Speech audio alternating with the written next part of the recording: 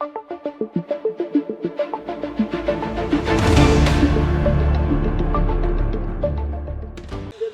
में कार्रवाई चल रही है लोकसभा में, वहीं सांसद पद की गरिमा को धूमिल करते हुए एडवांस में जो राजनीतिक बधाई देते नजर आए, ये संवैधानिक रूप से तो ऑथेंटिक है नहीं? बिल्कुल। भारतीय संविधान के किसी भी अगर अनुच्छेद में देखेंगे तो कहीं इसका कोई प्रावधान नहीं है कि कोई भी मेंबर ऑफ पार्लियामेंट या मेंबर ऑफ स्टेट काउंसिल का जो है कोई भी मंत्री या कोई भी नेता, चाहे पक्ष का हो विपक्ष का हो, किसी और नेता को बधाई देते। ये उनकी व्यक्तिगत संबंध हो सकता है या पॉलिटिकल स्टैंड हो सकता है। अगर इसकी आप कॉन्स्टिट्यूशनल वैलिडिटी पूछेंगे अधिवक्ता के तौर पर मेरे से, तो इसकी कोई मान्यता नहीं है। और मैं ये मानता हूँ ये अखिलेश यादव द्वारा किया गया एक उनका आपसी भाईचारा हो सकता है, लेकिन पॉलिटिकल स्टैंड है, ये बचपना है। आपको कोई संवेदना ही और कुछ रखना ही है तो आप उनको पर्सनली दे सकते थे। अभी चुनाव शेड्यूल्ड हुआ है, चुनाव आयोग ने कल ही डेट निकाले, अलग अलग राज्यों में 5 राज्यों में चुनाव होने, अप्रैल में भी चुनाव होने। अभी चूंकि ना वहाँ पे SIR कंप्लीट हुआ है, सारी चीजें हो रही है, बहुत सारे वोटर आए हैं, बहुत सारे कटे हैं। इस पे अभी तुरंत बता देना कहीं ना कहीं मुझे लगता है कि राजनीतिक साजिश है। और ये राजनीतिक तरफ से जो एक, क्योंकि ये मुख्यमंत्री भी रह चुके हैं यूपी के, उनके तरफ से इस तरीके के बयान देना बहुत जल्दीबाजी का बयान है। और मैं मानता हूँ कि जो चुनाव है वो निष्पक्ष होना चाहिए। निष्पक्ष चुनाव भारतीय संविधान का मूल ढांचा है। उसमें राजनारायण वर्ष इंदिरा गांधी जजमेंट में 1975 में सुप्रीम कोर्ट ने क्लियर कर दिया कि निष्पक्ष चुनाव बहुत लोकतंत्र को बचाने के निष्पक्ष चुनाव होना चाहिए। अगर इनका बयान इस तरीके का है तो मुझे फिर लगता है किसी तरीके की मिली भगत इन्होंने ममता बनर्जी के साथ कर दी है, या कोई ममता बनर्जी कोई सेटिंग या कुछ इस तरीके की बात नहीं जो चुनाव को हेरफेर कर रहे हैं। क्योंकि ये कैसे इतना श्योर हो सकते हैं कि अभी अग्रिम बधाई दे दिया। लेकिन ये मेरा ये मानना है कि इस पर जांच होनी चाहिए, इलेक्शन कमीशन को कॉग्निजेंस लेना चाहिए, इस पर इनका स्पष्टीकरण मांगना चाहिए कि आपका आधार क्या है। वैसे अगर एक स्पष्टीकरण मांग लिया जाए तो आधार इनके पास कुछ है नहीं।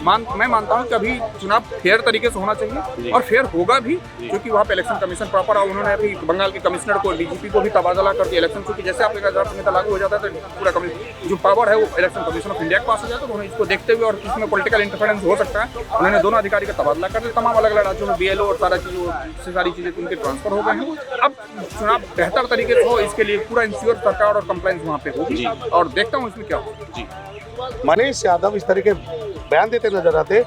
भारतीय ओथ का संसद के पोडियम पर शपथ लेने के क्या मायने बच जाते हैं? सर अभी अगर मैं इस पर बोलूँ तो एक्चुअली क्या है कि ये कुछ ज़्यादा ही जल्दीबाजी कर रहे हैं। इनकी वजह से ममता जी सफ़र करने वाली है जी। जब भी अखिलेश यादव बोलते हैं या तो आपके अगर पॉलिटिकली आ रहे हैं तो अब हमको बोलना पड़ेगा जी। आपके राहुल जी आ जाते हैं ऐसे सेंटेंस, मतलब अपना एलिगेंस वगैरह कुछ भी लगाते हैं, तो हमेशा बीजेपी को प्रॉफिट होता है। अब फिर होने वाला है ये हमेशा क्या कहते हैं, इनकी मूर्खता अब वहाँ पे क्या कहते हैं उनका प्लस पॉइंट हो जाता है बीजेपी। तो अभी थोड़ा सा सांत्वना रखिए, चीज़ें हिसाब से चलने दें और तब अपना स्टेटमेंट इस तरीके का दें।